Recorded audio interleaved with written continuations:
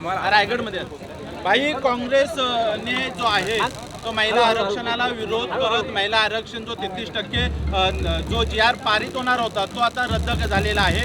कसं पाहता या म्हणजे काँग्रेस आणि इंडिया अलायन्सने महिला विरोधी त्यांचा खरा चेहरा दाखवलेला आहे आणि देशाचे प्रधानमंत्री नरेंद्र मोदीजींनी महिला आरक्षण विधेयक आणलं।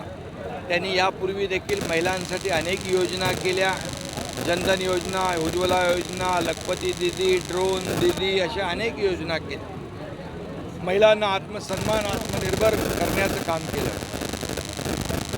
आणि या विधेयकामुळे 50% महिला देशातल्या यांना प्रतिनिधित्व त्यांचा आवाज बनून या 33% महिला लोकसभा आणि विधानसभेमध्ये त्यांच्यासाठी आवाज उठवला असता। परंतु या ठिकाणी जी घटना काल परवा घडली ही अतिशय दुर्दैवी आहे।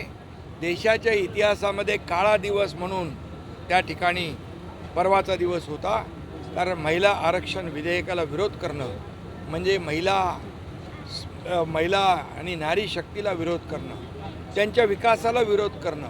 आणि म्हणून जसं लाडकी बहीण योजना,